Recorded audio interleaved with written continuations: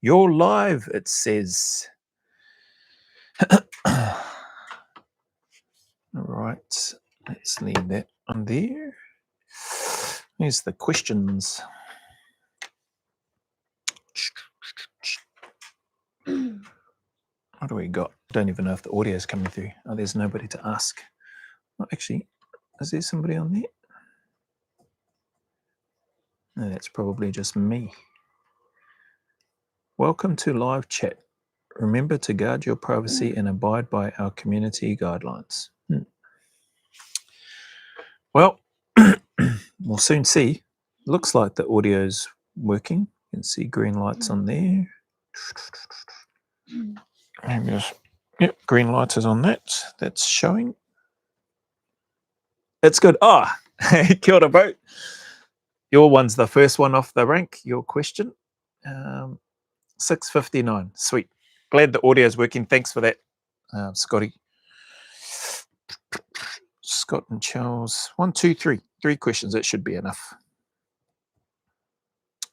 Yeah, Zach. Cheerio, Joe. Friday. Hey, how's your week been? Yeah, it's been awesome, bro. Thank you. Week has been, wicked. Knees progressing, getting lots of work done, having some meetings with a few people around a few things, prepping to go do some stuff with the police in Rotorua in December. And just trying to continue to grow this thing here on YouTube, which has been cool. Thank you. How's your week been?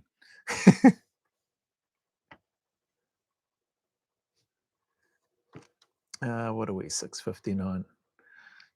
Well, you probably are typing. Maybe typing, Zach. It's just clicked over 7 o'clock now. I will read your reply if you reply. So anyway, kia ora, everybody. G'day.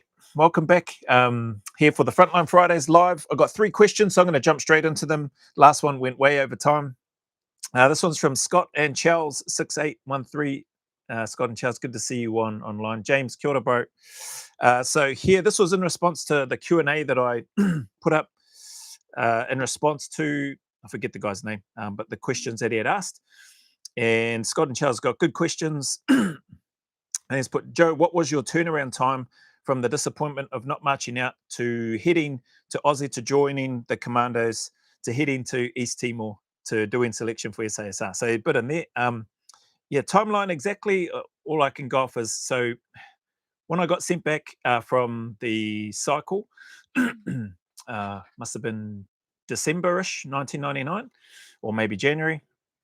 I started the process pretty much soon as I got back to Palmy, reached out to the ADF, and then started from there. So that time frame, I ended up getting out of the army in October 2000 and into the Australian Army in the same month, 9th of October that same year. So 8th of October I was out, 9th of October I was in the ADF and started from there. People have asked, so I was fully expecting to have to go through basic training again to go to Kapuka in ADF, which I didn't have to. I was expecting to do infantry corps training again, which I was fully prepared to do. That's how silly I was, eh? Look, I could have just gone back and and done half the cycle again, but was prepared to go through all of that again just because of how I felt. Bloody Silky Bubba. Anyway, didn't have to do that. What I did have to do is I had to do, I think, a couple of weeks. They called it Frag Week of their IETs, which is the equivalent of our infantry corps training here in NZ. Did that because apparently there's a new F1 grenade coming out, which needed to get across, and a new M72 or 66 rocket launcher that was coming out. So I had to go through that. Did that, and then at that moment, this is the other part which I haven't done a good job of explaining as well. I couldn't go straight over to the ADF and go straight onto the selection. So they said to me that I needed to do at least a minimum 12 months in a battalion in the ADF, because that's where I was going. I chose infantry before I could apply for selection, before I would be considered. So they wanted a bit more of a commitment. They thought that if I failed selection that I was going to get out of the army. So fair enough, I suppose. They don't know, and so they wanted a bit more of a commitment. So hence why after those 2 weeks, they asked me where I wanted to go. I knew 4RAR was going to East Timor, so I asked if I could go there because I thought that'll chop 6 months off out of that 12-month time frame, which it did, plus the build-up training prior to that. So chopped off about probably 8-9 months of that realistically, with the build-up training, then the deployment, then coming back and all that sort of stuff. So that's how that worked. And then selection. So on here, so heading to the ADF, joining the commandos. So pretty much aside from those 2 weeks, I was with 4RAR Commando Recce Platoon. Would have been probably, say, maybe nearing the end of October, early November of that same year, 2000, and then into build-up training before Timor the following year. So Timor in 2001, that was a 6-month trip, and then to doing selection that same year. So selection took place at the end of 2001. Oh, sorry, it was either the end. This is the part where I'm a little bit hazy. It was either the end of 2001 or beginning of early 2002. It might have been 2002 actually. And then we rolled straight into the cycle. So we had about a week or so, 5 days to a week to recover, eat, recover, a little bit of rest. We feebly tried to do some PT, but I was like, yeah, no, body wasn't right. So more resting and more eating and some recovery stuff to do in selection. So yeah, selection would have been around 2002, early 2002, and then just rolled straight into the cycle. Cycle ended for us and we were badged before the end of 2002. And then the following year, then we were prepping and getting ready to head to Iraq. Then you've got here, so hopefully that answers the first part, bro. Second was your lovely wife to be still in the NZDF, and did she joined the ADF when she joined you in Aussie? So she was still in NZDF back here when I went over to Aussie. She was heavily pregnant with our first child. Yeah, heavily. So because she had our baby in August of 2000. August 2000, 99, 2000. August, September. Yeah, sorry. So she wasn't heavily pregnant. She was a mum, but still working. So she was based in Trentham. She moved back to Wellington from Palmy. So she was at the LAC in Linton, moved to Porirua, and then she did the trip backwards and forwards from Porirua over to Trentham military camp. And yeah, and then she did that. When she came over to Australia with our daughter, with our one child at that time, no, she stayed as a full-time mum, and yeah, grateful for that. So she's been back in the workforce since, geez, she started part-time work, I think, in around 2000. Oh, no, sorry, 2020, 2019, 2019, thereabouts, but a little bit before I came back to NZ in 2020, not 2000. So yeah, and then she was doing some part-time work again. So when she come back here, she was full-time mum again. And then she's been working pretty much full-time for nearly a couple of years now, with the Community Legal Centre, which she's enjoying after finishing her law studies. So she was doing law, studied law whilst when our youngest one went to school in Perth, and then she graduated, got her law degree in 2018, I think it was. So yeah, she didn't join the army, ADF. Sorry if you answered this before. No, all good. Then the other part to your question, so hopefully that answers those parts. Scott and Charles, one day, can you please talk about what the difference in culture and professionalism, etc., you experience between the NZDF and ADF? Keep up the good work. Cheers, bro. Yeah, good question too. So I suppose it's probably not a heck of a lot to go into, but the differences in culture, I think for me, I might have touched on this in other videos, maybe a while ago, maybe when I first had the channel up. I don't know if I have done since having this up. I struggled a bit. What do I got here? Pretty good, I'd say. Just the yeah, sweet, awesome, Zach. Going down to Whanganui to visit some family. I'm not saying, oh, mean, awesome choice. Anyhow, that's when I started school. Hello, Joe. It's 7 o'clock here in the UK. Just walking to work, 4 miles in total. Oh, mean. Bob Filtration. Awesome. William Keith. Sorry, I'll come back to this question, Scott and Charles. G'day from Outback, Queensland, Joe. Too hot for the dogs to do any herding training this Arvo, so I'm lucky to get to sit in on this. Oh, thank you, bro. Appreciate you joining in there in the Queensland Outback.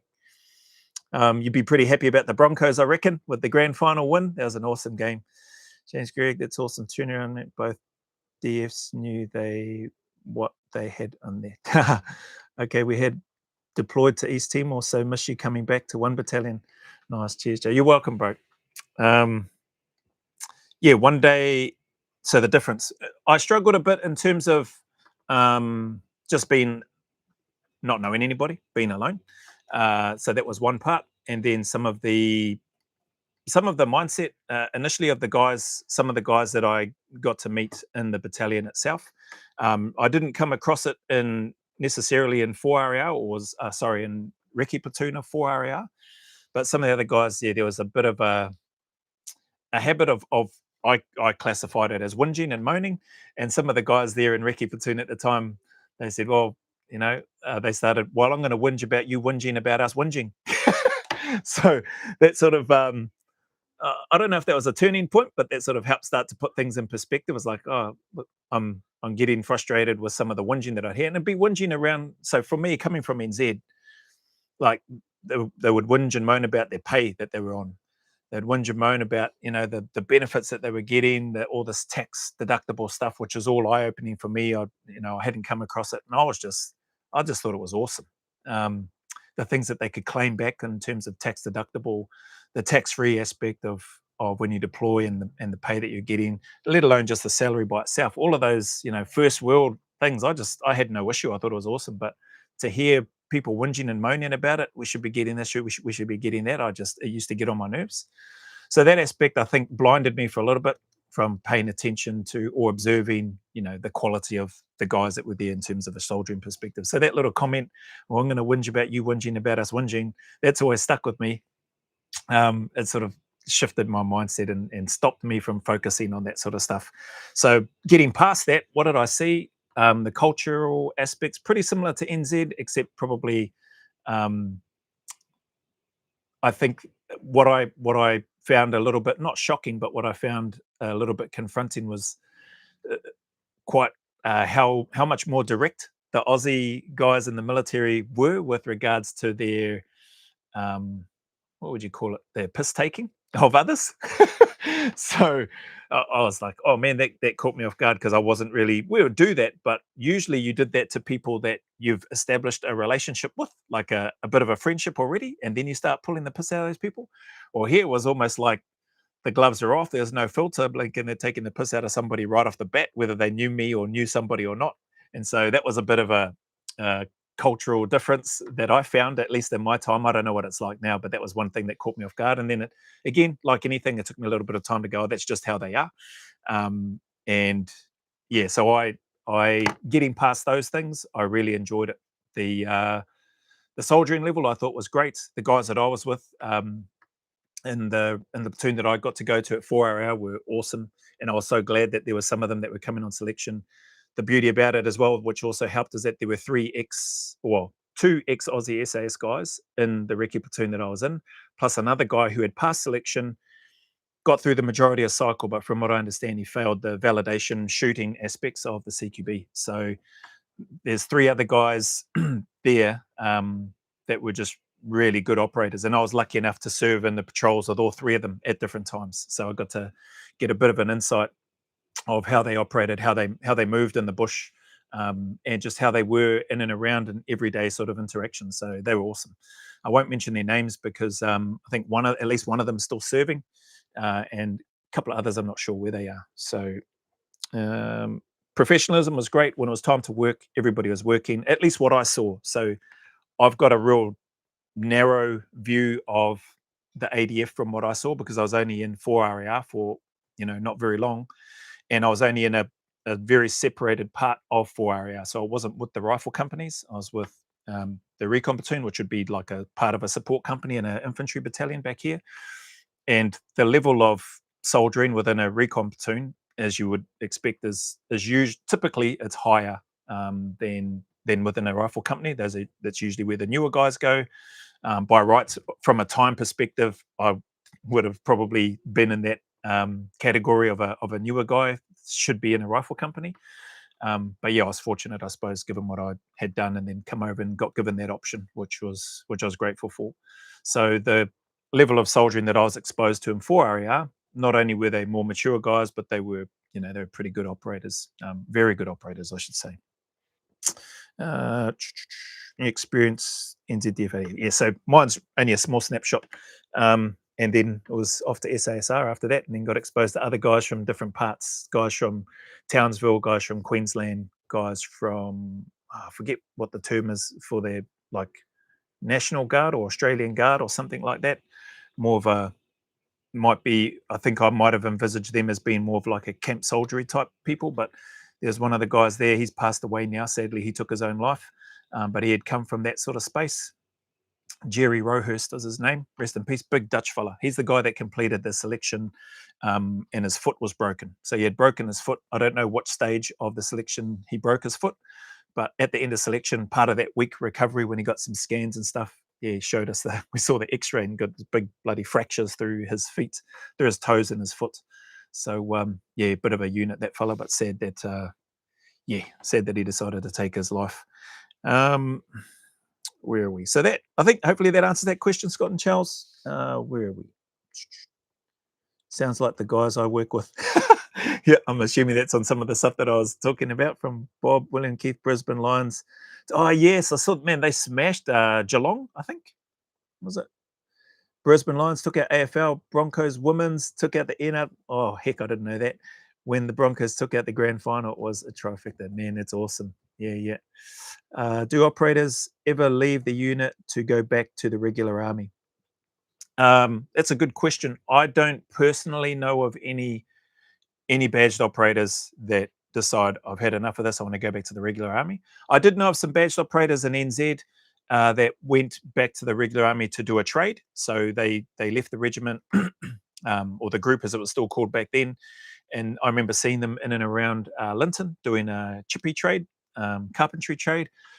Two of the guys, and yeah, and they qualified. So I don't know if that maybe answers part of your question, but in terms of being at the pointy end of the spear and then going, no, I want to go back to an infantry battalion or anything like that, or other than looking to get a trade, which is what those guys did, and then I think they got out. I don't know of any operators that have done that. Yeah. So that's that. Thank you, Scott and Charles, as well. We'll do my best, bro, to keep up the work with regards to the channel. Much appreciated. Second question. How are we going for? Oh, yeah, that's all right. Second question. Oh, yeah. What do you think of the military discharge/departure process from a transitioning perspective? Do you think it could be improved, and what would you suggest? Holy heck, yeah, when I read that, I was like, the bloody hell, it's not in my space. But I suppose I'll give my take on it. I've had a little bit of a chance to have a think about it in regards to this question that's come through. I think, and I don't know what it's like now, right? So I've been out of the game for a long time, but appreciate the questions that have come through anyway. My take on the departure process, discharging from the military, transitioning out. In my time, it was like a 6-month process. So you had 6 months. You could fast track it. You could be out within 3 months if you had a job to go to and you had a letter from that employer saying that we need you to start by this date. If it's possible, the military could typically fast track your discharge. And I knew of people that discharged a lot sooner, and that's all well and good. Like if the person's doing that, but I think hopefully with what's been learnt and observed over the years with regards to that discharge process, I think this is just my thoughts, so I'll just blurt it out, right or wrong. I think it could be improved, and I think 6 months isn't long enough, and I don't think 3 months is suitable either. I think the time frame, like if they get a job and all that sort of thing, and they're really wanting to go, I'd like to think, this is just me spitballing here, I'd like to think that if they could, the military would support a transition like that. But it'd be nice if the military left the door open, for want of a better term. I don't know how to word it correctly, but left the door open or ajar for the next 12 to 18 months, maybe even 24 months, to be honest, for those that are discharging to still have a connection to the unit. What I mean by that is, maybe they're still allowed back onto camp. And I'll try to get to where I'm going with this soon. But well, I'll try and jump into that now. But I mean, as an example, you spend 5 years, 10 years, 15 years. I've got friends in there that are coming up to 30 years in the military, still guys that I joined up with that are still in there, and everything in between. And to have a 6-month discharge departure process where you hand everything back in, you sign all the things, and you do what you need to do, and then leave, and then just fully not have any connection at all to the military. Those that are getting out, this is just my take now in hindsight, looking back, it's a huge loss, like for the person, for the individual. You don't realize, I never realized, I had I like what I heard Horse, ex-Australian SAS guy, I've been doing some reactions to. I like the term that he used, soft landing. He had a soft landing when he went to the UAE. He was with a lot of guys that he already knew from the SF space, and he was training other, helping train their capability in that SF space. So he had a soft landing. I had a soft landing because I went into the private security sector, similar sort of work, and working again with real high level guys. So I'd consider that a soft landing. But then if I didn't have that, man, I probably would have been a lot worse for wear than what I was after having that soft landing. So that's sort of where I'm coming from with that. It'd be nice if that door was left ajar. Maybe not necessarily because they changed their mind and want to go back, but even then, I don't think that's a bad thing. Like as long as they're still capable, and if they go, actually, I've been out for 3 months, 6 months, and I hate it. I want to come back. Can I come back? And if they've left that door ajar and they've been able to come back into camp, and maybe it's just to catch up with, I don't know, a transitioning department, if there's such a thing within the military, if it's still to try to keep some sort of connection with people that they've built, lifelong friendships with, it might make it a bit easier for them to get back in if they want to. You could also look at it and go, man, if you're going to get out, just rip the band-aid off and just go hundies in the new direction, a new path. I get it. There's lots of probably twos and fours, for and against, with regards to what I'm saying. But, and again, I'm probably not the best person because I'm probably not explaining myself as well as what I'd like. But what I'm trying to get at is there's a big emptiness and gap that's left. So to your question about the discharge and departure, what do I think of it? I think it could be better. I think it would be great if there's some work looking into it. If there isn't already, like this stuff might already be in place, and I might be blinking Johnny come late to the party, mate. This stuff's been happening for however many years. But from my understanding and some people that I know and have connected with, it doesn't seem like there's been that much of a change. It certainly doesn't seem like there's an opportunity once guys have left, to be able to still stay connected somehow, going onto base and that sort of thing. So if they're still in that area, as well, because they might be moving overseas or they might be moving into a completely remote, rural, isolated area, which doesn't give them access to that. So that can make it hard. Do you think it could be improved? So couple other things which I'll try to share. So leaving that door ajar, having an opportunity for guys to still stay connected somehow, whatever that looks like. Like I don't have the answers, and we're not going to solve them here on this little live. But maybe it might land on the ears one day of somebody that might have more sway or influence to be able to do something about it. Again, if they're not already. Improvements, those things, leaving that ajar, supporting the individuals. So almost like, I think I heard it might have been on that interview with Horse as well, having a trainer to protect the fighter.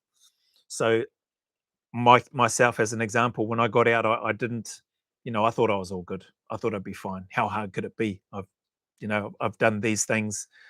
What's Civilian Street going to throw at me? Well, it presented a whole bunch of challenges for me and things that I wasn't prepared for, post my soft landing in that private security space. The culture within organizations was different. The HR process, the communication aspect with regards to other people, going from being fairly blunt and direct, but meaning no malice by it, just trying to get better, quicker rather than mincing around things or dancing around things, but then being confronted with, being accused of, having quite an abrasive style of communication, or being confrontational, or being or a bullying type. Those things I was I was not prepared for, to receive feedback like that. But I was really keen and eager to try to change, because I understood by that stage that coming from a military environment, it can be, I guess, maybe a challenge for people that haven't come from that space to understand, or even want to begin to try to understand, what life, or what a person brings from a military side of things. Like I think I've spoken about in another video. Like I just want to get the work done as well and as efficiently as we can, and back my teammates. And that didn't matter where I was, if I was in the military or out of the military. But it has been, and it was eye-opening to see a different sort of mindset and approach, and people being quite wary about their space and where they work, and being, not liking, or them perceiving that somebody's trying to show them up when I wasn't, or when people weren't. If somebody did a great job or offered me some advice on how I could do something better in my role, I thought that was awesome.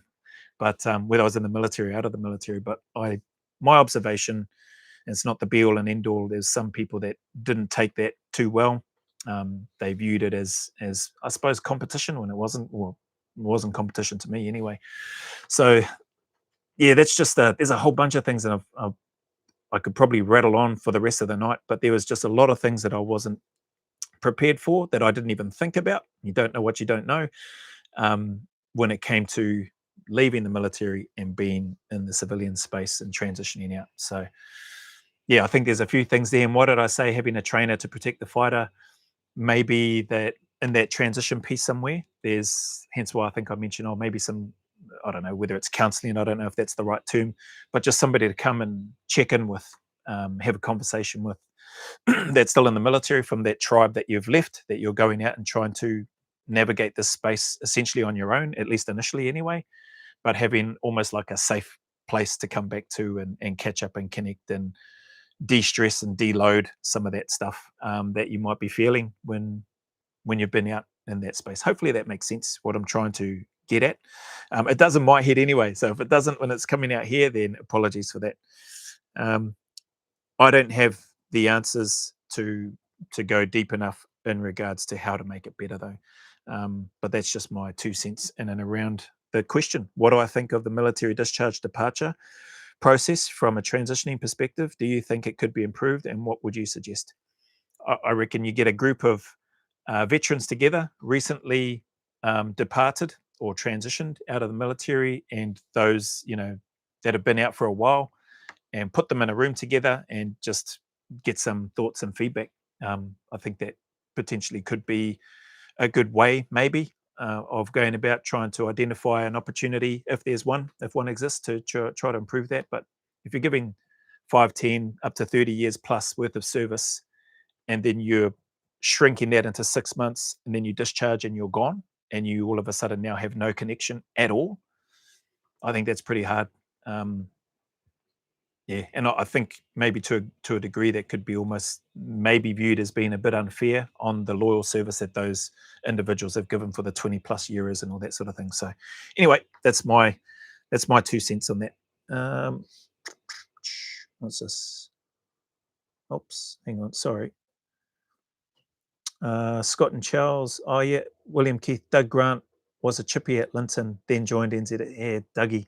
I didn't know that. I knew who he was, but like he was in the regiment when I was going through cycle and that. Like all the badge guys, like we're dirtbags. We don't talk to any of the badge guys, not unless we're saying yes stuff and then just carrying on. Was Barry Rice around in your day, bro? No, he wasn't. I don't know where he might have already been on the circuit by there. I don't know where he was. Maybe he was overseas doing something. I didn't even I didn't know who Barry was until much later. I think I might have been on the private circuit by then, by the time I heard about Barry Rice. Scott and Charles, I had one ex-group guy do the engineering core training with me. He became a builder. I also worked with a chippy on Civi. He was ex-SAS. That's awesome.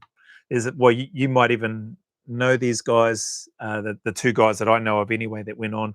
And from what I understand, one of the guys that was ex-group, last I caught up with him at Phil Hookyounga's barbecue that he had in Hamilton, that particular ex group member, badged operator, was at the barbecue, but he's back. He's been back and serving with the engineers for a while. So, yeah, you probably know the same guys, Scott and Charles.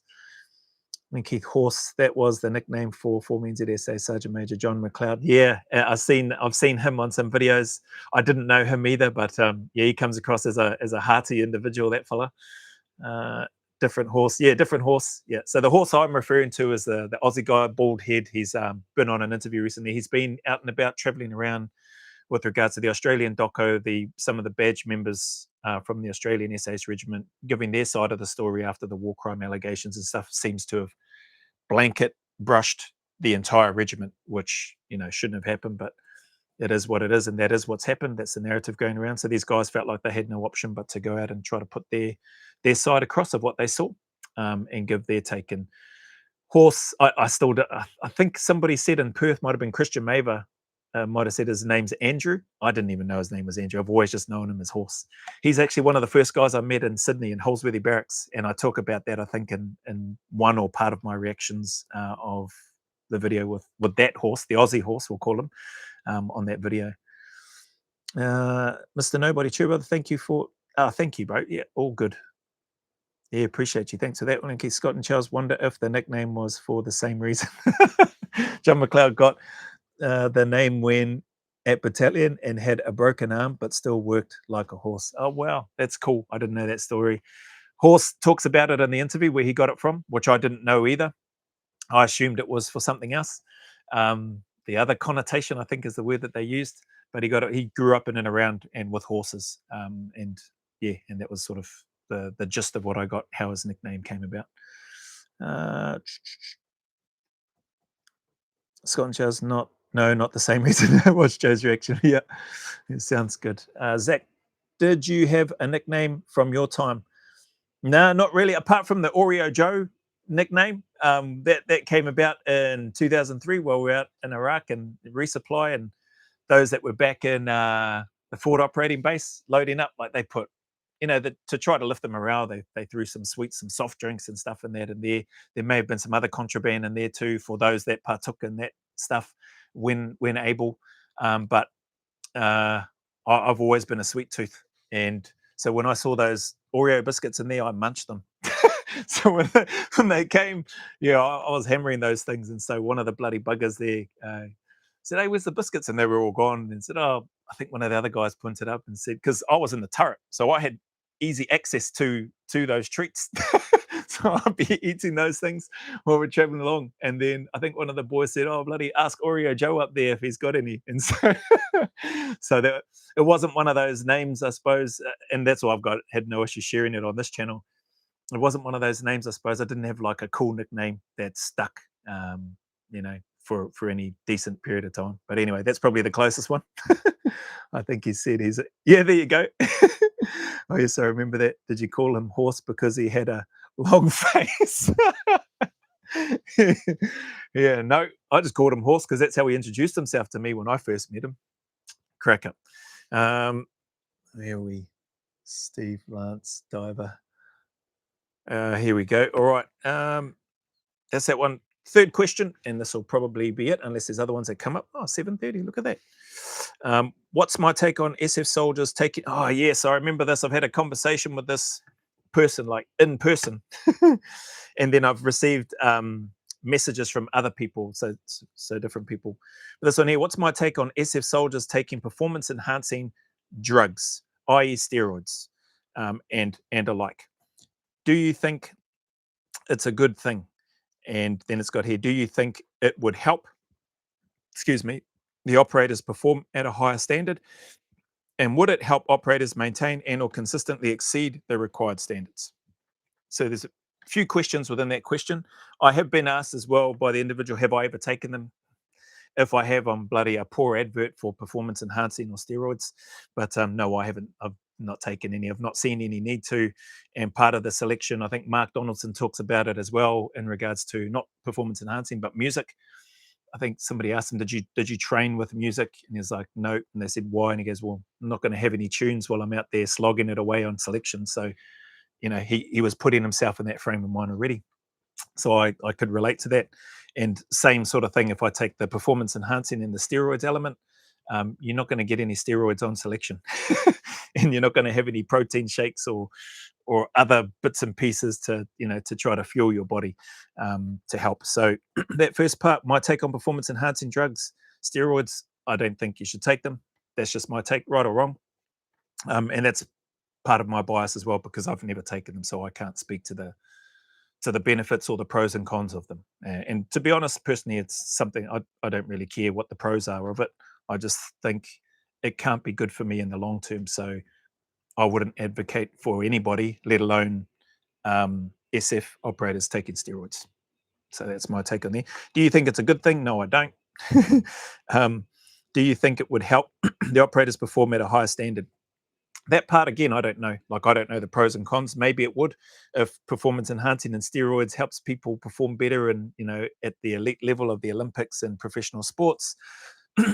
And there's clearly testing and reasons why they try to keep the sports clean, so that people aren't having an advantage, a chemically enhanced or induced advantage over their opponent. Then maybe it does help and I've heard people come out and talk about how it does help and how it has helped them. So clearly there must be some evidence to support that it helps.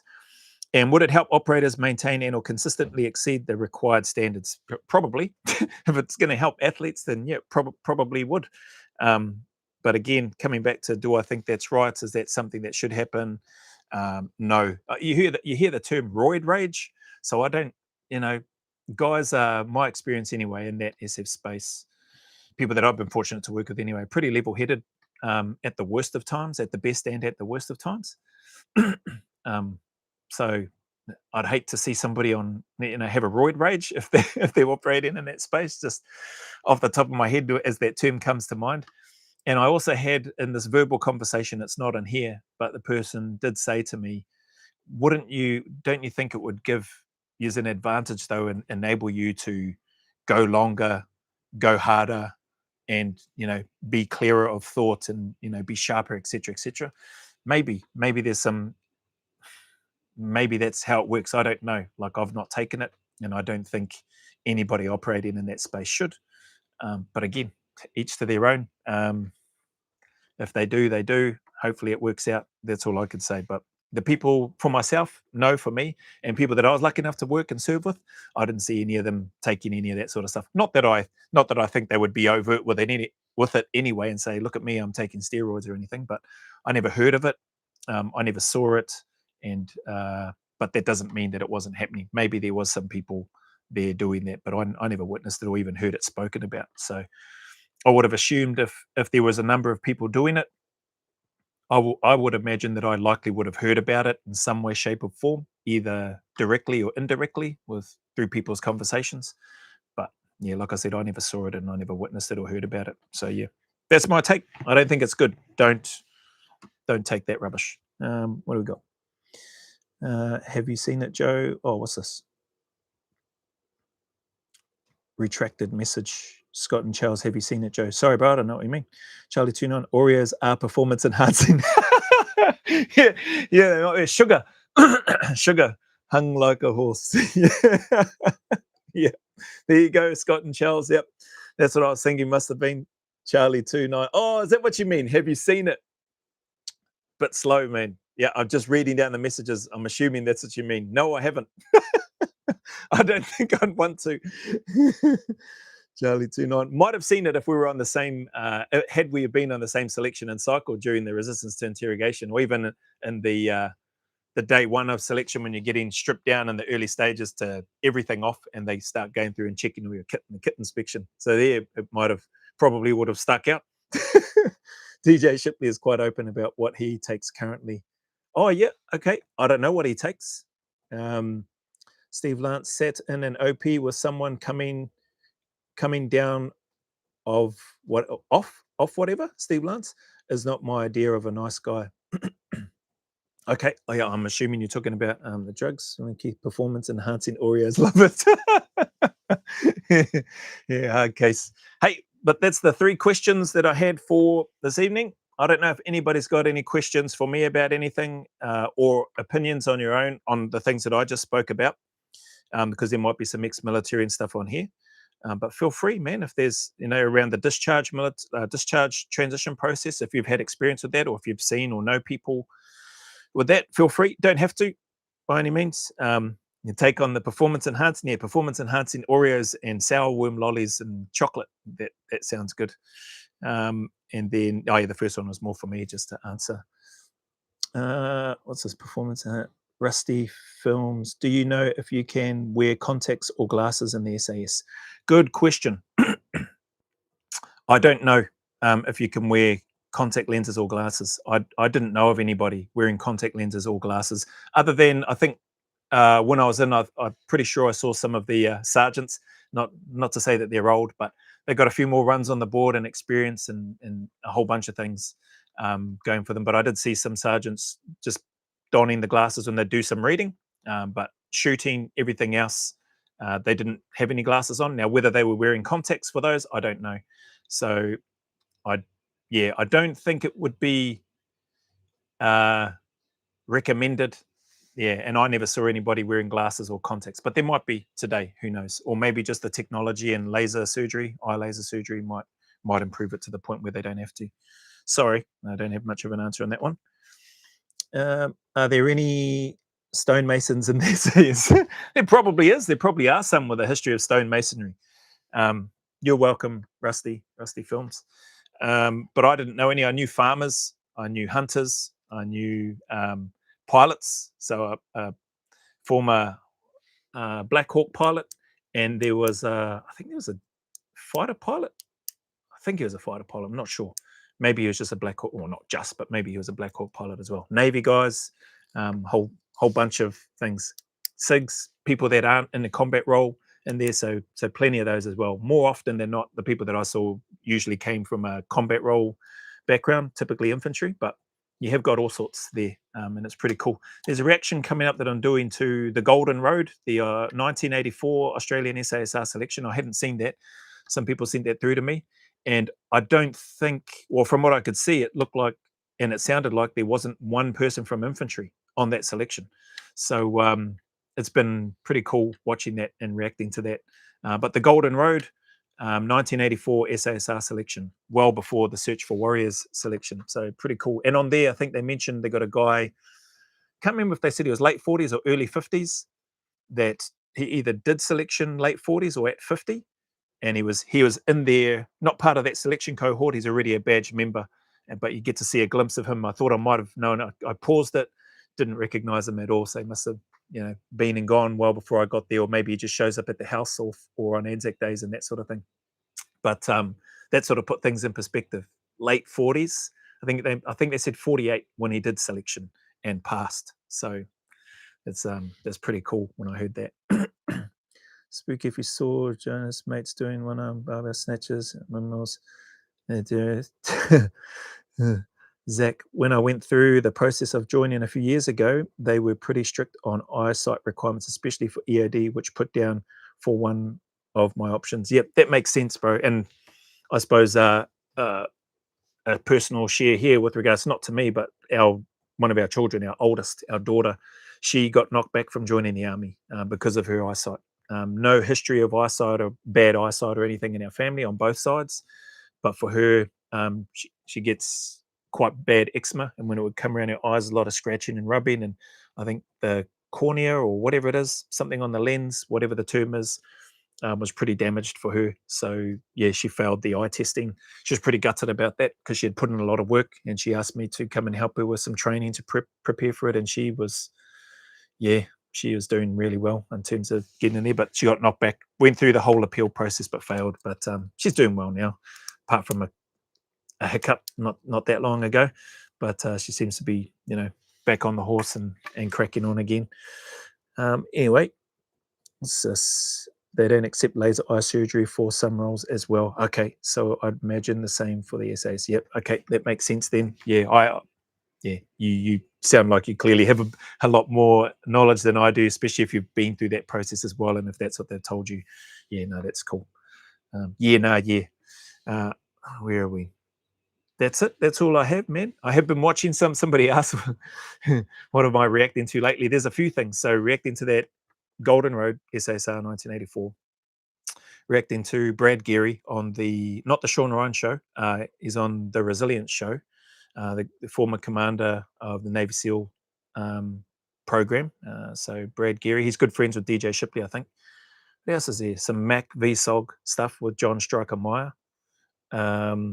The Four Corners documentary around the killing fields, the documentary that was done around SASR and the war crime allegations. So that. The Mountain Leaders, so Mountain and Arctic Warfare Cadre or CADA course, Mountain Leaders course. It's an older one, so it must be years ago. So there's a whole bunch of videos at the moment. So it's been awesome, like learning, watching, reacting to. Is it just a real big spread of things? And then, like I mentioned at the start of this, for those that might have missed, touching base, catch up, preparing for the stuff with the police later on in December, early December, doing a bit of a presentation and stuff there from what I understand, and then I'll hopefully have an opportunity at this stage it is to go out with them, see some of the work that they're doing. I think it might be on a night shift, so looking forward to that, and get attacked by one of the dogs. So there's some of the, I think some of the AOS and dog handlers. But before I post anything, I'll work with their teams and make sure that they're okay with anything that I might capture. But I have let them know that I'd like to do this and try to frame it in a positive way of the work that they do and the challenges that they have. And they get a lot of bad publicity, I think, a lot of times, but they do an incredibly hard job. And yeah, I just think it's a nice way. And then hopefully something will come off with regards to one of the rescue helicopters in one of the areas not far from Wellington. Got a good mate that works there as part of the crew. Yeah, and so hopefully can shine a light on the amazing work that they do too. So there's a bunch of things along with other reach outs to other places which haven't heard any replies back yet. So yeah, anyway, that's about that. Sorry, what do we got? Thanks, Joe. Appreciate your time. Hey, all good, bro. Appreciate yours as well. And everybody else's. What about false legs and a gammy back? I swear I've still got it. Yeah, I don't know about that. Osbogan was part of your selection course at Bindoon or Mount Barker? Bindoon. Oh, Bonnie Doon. Osbogan. Yeah, thanks for that. James, Battle for the Golden Road is a great watch. Yeah. Are you interested in reacting to any of the Ukraine war combat footage? Yeah, good question. I haven't been asked that actually. Yeah, probably. I'd probably do that. It hasn't even been on my radar. I know about it happening, but it hasn't crossed my mind to click on it and watch any of that stuff and react to it. So yeah, I'd say I'd probably be open to it. Yeah, hopefully that helps answer that. Anyway, if nobody has any more questions, instead of holding you up, or maybe you've dropped off already, appreciate your time, everybody. Thank you very much. If you have got questions, by all means, feel free. But if you don't, thank you for your time. Those are the 3 questions that I thought I'd go through today because I went over time with the first one last Friday. But Frontline Fridays, if there's any questions or things that you want to ask or that you want me to bring up on a Frontline Friday, feel free to send it through, or just feel free to send it through during the comments or whatever, and I'll typically either do a Q&A video in addition to reactions and stuff that I post anyway. But yeah, sincerely appreciate you all. Many thanks, Joe, and everyone. Yeah, awesome. Back at you, William, Keith. But have an awesome night. Have an awesome weekend, everybody. And thank you all very much once again. I sincerely appreciate your time and support. So as always, go always a little further. Remember, who dares wins and who cares wins. And until the next video, big mana wave coming from me to each of you, filled with my aroha, respect, appreciation, and gratitude for you all. And for those that have asked, aroha is love, if you didn't already know. So filled with my love, respect, appreciation, and gratitude for you all. Now I should be able to log out of this a bit smoother. End stream. Ka kits, peeps. End